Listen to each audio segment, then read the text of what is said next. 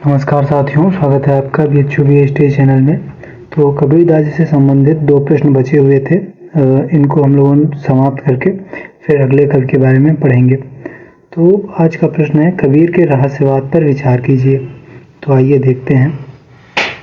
सबसे पहले ये चित्र हमें समझ लेना चाहिए। देखिए, हमारे शरीर में 7 चक्र माने गए हैं हिंदू धर्म के अनुसार। यदि देखा जाए तो सबसे पहला चक्र है जो नीचे है, उसे मूलाधार चक्र कहा जाता है। ठीक है, उसके ऊपर स्वादिष्ठान चक्र, फिर उसके ऊपर मणिपूरक चक्र, फिर अनाहत चक्र, फिर विशुद्धाख्य चक्र। ठीक है, विशुद्धा चक्र भी कह सकते हैं। फिर आज्ञा चक्र और फिर शून्य चक्र या सहस्त्रार चक्र।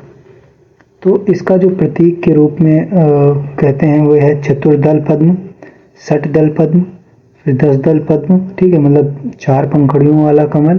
ठीक है, इसका प्रतीक है ये इस चक्र का, मूलाधार चक्र का।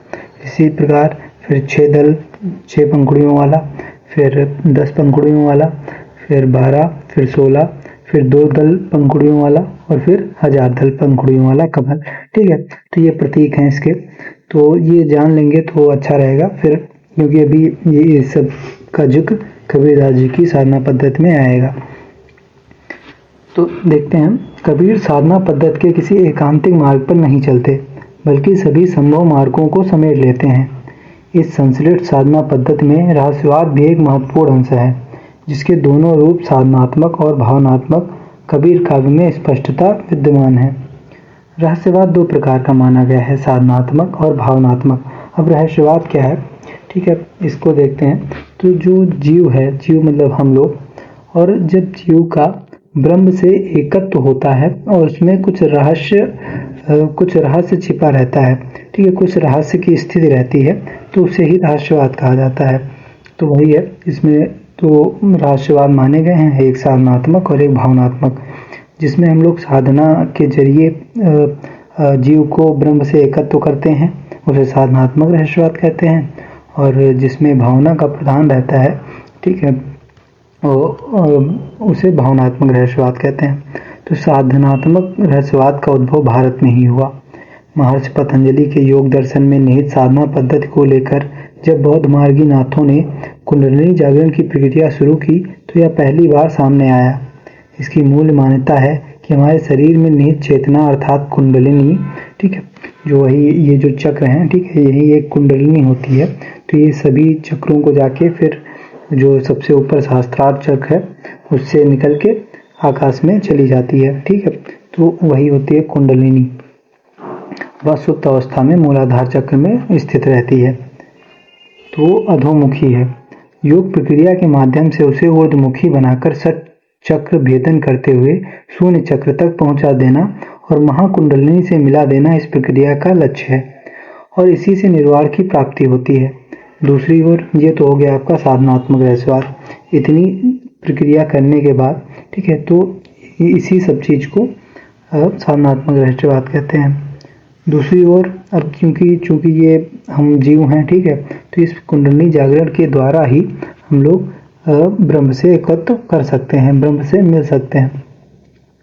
तो भावनात्मक रहस्यवाद के कुछ सीमित संकेत तो उपनिषदों में मिलते हैं, किंतु इसका वास्तविक विकास सामी धर्मों अर्थात यहूदी, ईसाई और इस्लाम में हुआ, क्योंकि इन धर्मों में न केवल ईश्वर अमूर्त है, बल्कि उसके साथ प्रेम का संबंध और एकत्व की अनुभूति भी अस्वीकार्य है।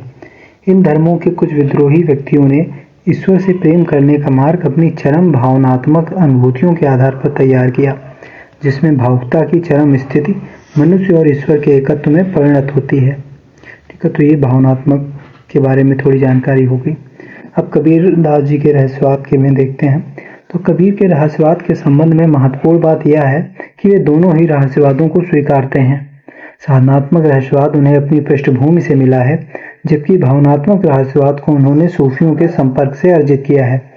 अपने आरंभिक काल में वे साधनात्मक रहस्यवाद से अत्यधिक प्रभावित हैं, जबकि परवर्ती काल में वे इससे मोहभंग महसूस करते हुए भावनात्मक रहस्यवाद से जुड़ते हैं।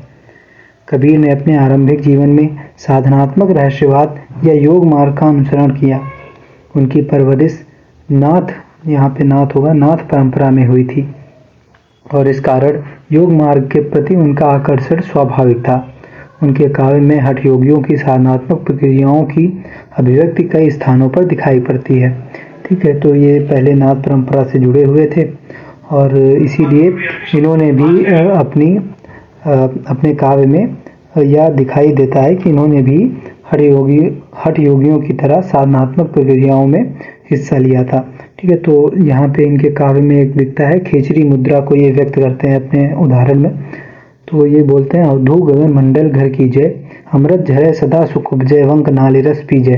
ठीक है, तो इसमें क्या होता है, जो खेचरी मुद्रा होती है तो उसमें आपको सुखासन में बैठ जाना होता है और फिर अपने जीव को उल्टा करके पीछे की ओर ले जाना होता है और ऐसा मानते हैं कि वहाँ से एक रस निरंतर गिरता रहता है और यदि आप उस रस को चख लेते हैं तो आपको ब्रह्म की अनुभूति होती है।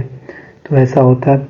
कबीर के व्यक्तित्व की विशेषता रही है कि वे चाहे योग से जुड़े हों या भक्ति से, जहाँ पर जो भी बात उन्हें असंगत लगी उन्होंने निर्भयता पूर्वक उसका विरोध किया।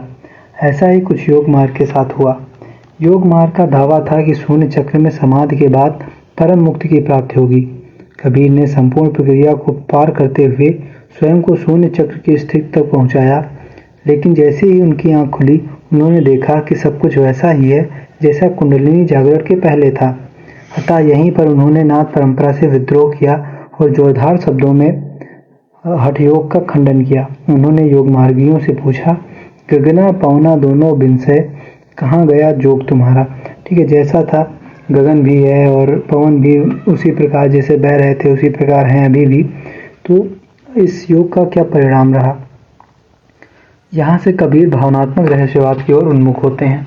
ठीक है, जब उन्होंने साधनात्मक रहस्यवाद देखा और अनुभव किया सभी उसी प्रकार रहा, तो इसलिए फिर उन्होंने भावनात्मक रहस्यवाद की ओर कदम बढ़ाए। भावनात्मक रहस्यवाद वह रहस्यवाद है जहाँ भावनाओं के माध्यम से परम तत्व के साथ एकत्व का अनुभव किया जाता है। कबीर वस्तुतः सूफियों के प्रभाव के कारण भावनात्मक रहस्यवाद की ओर आकृष्ट हुए।